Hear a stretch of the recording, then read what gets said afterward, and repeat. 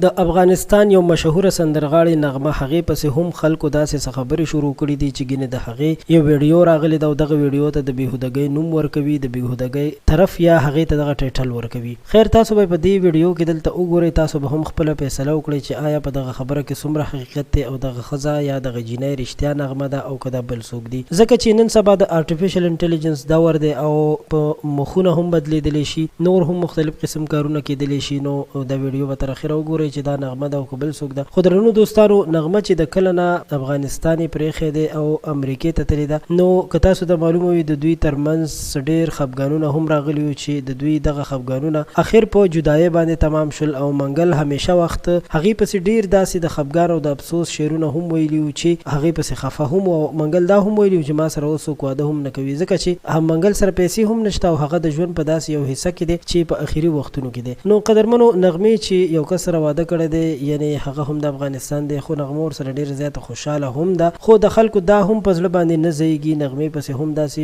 خبرې کوي، داسې ویډیوګانې جوړوي چې د هغې بېهوده یا خرابه ویډیو راغلې ده. نو قدرمنو، د ویډیو کتلو نه وړاندې تاسو ته دا هم وایم چې موږ د دغه ویډیو په کتلو سره هم تاسو ته دا ویلی شو چې دغه نغمه نه ده، نغمه د یو پښتني مور لور ده. اگر که هغه سندرې وایي، که هغه هر څه کوي، خو دا خو ناممکنه ده چې هغې داسې کار کړی وي، داسې بېهودګي او داسې غلط کار دی کړی وي. خیر، دا ویډیو موږ د هغه کسانو دپاره جوړه کړه کوم چې بار بار په سوشل میډیا باندې شپه ورځ لګیا دي او همدغه خبرې ته پرچار کوي، همدغه خبرې ته هوا ورکوي چې د نغمې داسې ویډیو راغلی، هغسې ویډیو راغلی ده. تاسو څه نظر لرئ چې دغه کار به رښتیا نغمې کړی وي او که نه؟ خپل نظر سره شریک کړئ، خپل نمبر راته پرېږدئ، تاسو سره به ضرور دغه ویډیو هم شریکه کړو او دا چینل در سره سبسکرایب کړئ. په دې چینل باندې به تاسو ته د مختلفو خبرونو باره کې خبر درکوو. ډېره مننه، په الله مو سپارم.